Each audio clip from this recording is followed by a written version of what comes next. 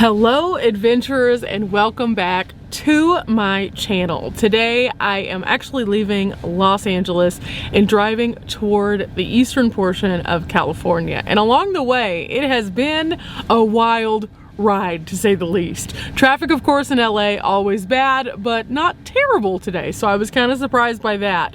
But then I kind of started getting further and further away from the city, and the wind started picking up. It looks like it's gonna rain in the distance, and suddenly dinosaurs. Now, what do I mean by dinosaurs? I mean like full-on dinosaurs. We are in Cabazon, California, where there are the Cabazon Dinosaurs. They are spectacular.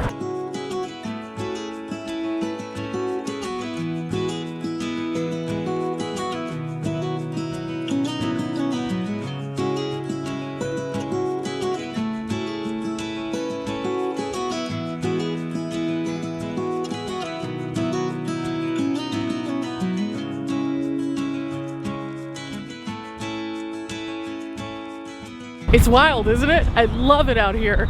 It is so amazing. I knew that this was a stop I had to make.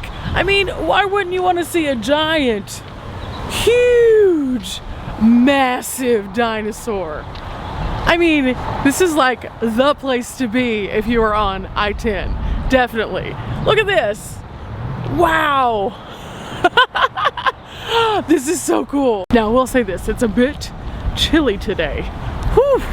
Oh, it's cold. And as the sun glares through the clouds just a little bit, it's definitely a sunglasses day kind of for me, even though it's overcast. This is amazing, and this has been on my bucket list for quite some time. I've just never crossed past it. And wow, I came at the perfect time. They have recently repainted both of the dinosaurs, and as you can see, they're very vivid. They definitely are expressing some love. They're very themed, and I love it.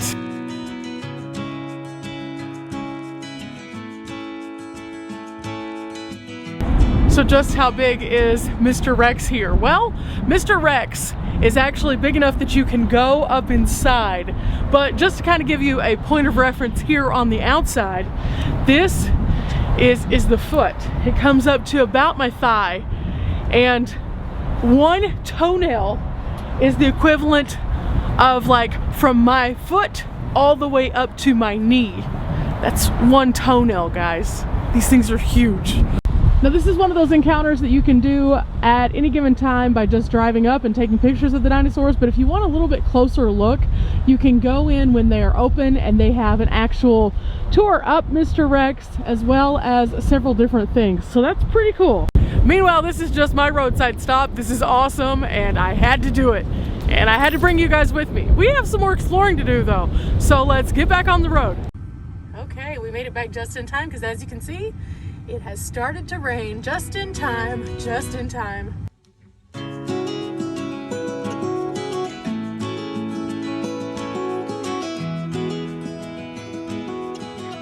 I just stopped off at this casino to use the restroom, and oh my gosh, this place was nice. Super, super nice, but I'm about to head out, and the weather is kind of weird. So whenever I left Cabazon to come over here, it was raining, and now it is really cloudy but not raining, but super cold and super windy. In a minute, it's gonna be crazy because I'm gonna face the other direction and you'll see what I'm talking about. It is like completely clear in that direction. See what I'm talking about? Wild weather that we're having, and it just started sprinkling again. It's crazy here, guys. It's crazy. But that's just a typical day on the road, and so I'm gonna keep paying attention for another 130 miles. Woo, it's been a long day already, and because of the sun, I'm gonna go ahead and put my sunglasses back on again. All I can say is it's gonna be a wild next few miles for sure as I go into the regular world again. Days like today are enough to make you tired. Between the traffic and the weather changing constantly, oh, this is gonna be a a good night's sleep tonight, that's for sure. Now, typically whenever I am driving, I find a lot of things kind of along the way, but whenever you're in more urban areas, sometimes it's harder to find a campsite. So right now I'm trying to get to where I know for a fact there is a campsite that I want to stay instead of staying inside of a city. Now, I could go ahead and stay inside of a city if I wanted to, but I'm trying to get myself back to Arizona because we got something to do tomorrow about midday. So the faster that I get close to Arizona, the better. So on we go. In the meantime, this is daunting. See how that truck keeps like crossing just over a little bit? Good times, good times.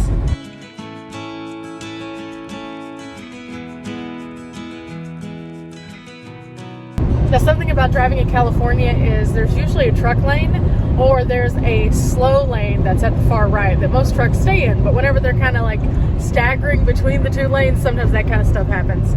But I always try to stick by the rule if I'm going slower to stay over to the side, but in California it's pretty hard with the trucks.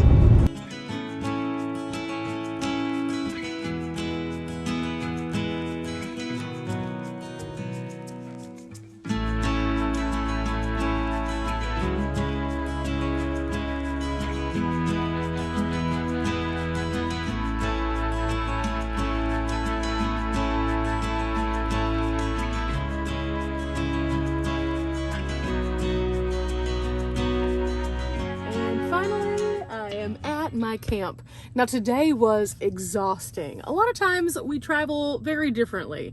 Normally I like to travel and stop off at a few places along the way. However, because today it was windy and then rainy and then windy and then clear and then rainy again, it made it super hard to do a lot of activities along the way. So I just decided instead that I would press forward and make it to a familiar place. We are back in Quartzsite, Arizona. Now, at no point did I think I was going to be returning to Quartzsite. However, there are a couple things in this area that I may do in the morning, depending on what it looks like when the sun comes up. I'm not sure. I'm starting my actual travel across Arizona and New Mexico back toward base camp in Texas. And with that, there's a lot ahead. So many things ahead. So I thought today it was just better to get to a place that would put me a little bit closer to that, and thus I picked Quartzsite. I could have also stayed in Ehrenberg, but it was super windy out at the place that Schoolypalooza was held, and that was the best place truly to camp in that area. So instead I decided, since this was a little bit lower and a little bit more protected from the winds, to come here. And so I got here a little bit after dark, I organized my life, and now I am in the back, and woo! We're gonna lay down. It has been a fun time on all of our adventures recently. I have thoroughly enjoyed it, but I think that it's also tested how I like to move. Let me explain. For example, typically I move every single day. I'm going somewhere, unless I find a place that I just need to stop for a little while and relax. But over this trip, I've actually stayed in several places much longer than I normally would and been able to explore them a bit better, which has been super nice. However, at the same time, it hasn't satisfied my need for movement. So this trip back will definitely be doing that. Now, one of the other things that I kind of noticed that was kind of strange, and Riley and I spoke about this before I left today, I feel like since I've been gone, I started out this trip January 1st. So I have gone all the way into March now without returning back to base camp. And the entire time, I feel like I've just been going. Even though I have been sitting still in some places, I've still been doing activities almost every single day. And it's finally starting to catch up with me. So on the drive today, I think that exhaustion just kind of kicked in. So tonight, I'm just going to take a little bit of a break and do some things that I like to do while I'm in my van at night. For example, I really love to just kick back and relax and lounge in my van and turn on Netflix. I think I have a few shows that I need to catch up on. Normally, I would take this time to download footage and actually start to work. But instead, tonight, I'm just going to relax. I'm going to pamper myself just a little bit, and I'm probably going to have just a really easy dinner.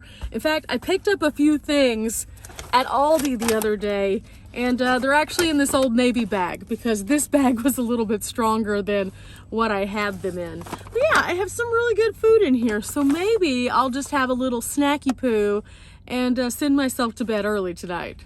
I have like some pretzels that have peanut butter in them. I have some new naan, that's garlic naan. That stuff is so good. And then, oh my goodness, and then I found these, which, oh my gosh, I love so much. So maybe I'll just have like one of these. That could be really tasty. I really think it's okay just to treat yourself nice every so often, not stress out, just be relaxed, just be calm. And it doesn't always have to be your normal routine of what you do when you're in a van. I mean, that's kind of the cool thing about being in a van, is even though we do have those things that help keep everything kind of going smoothly, sometimes it's okay to break away and just be like, I'm tired. I just want to rest tonight. So that's definitely what I'm going to be doing. I hope you have enjoyed coming along with me today. A little bit different, but in all reality, this is a typical day in van life whenever I am traveling. I spend a lot of time on the road, a lot of time, and I've had such a good time. In fact, since leaving base camp at the beginning of January up until this point, I have gone over 3,000 miles. And on top of that, I have stayed in some of the most populous areas and had a blast. Along this time, I've started my podcast with Riley. We've recorded.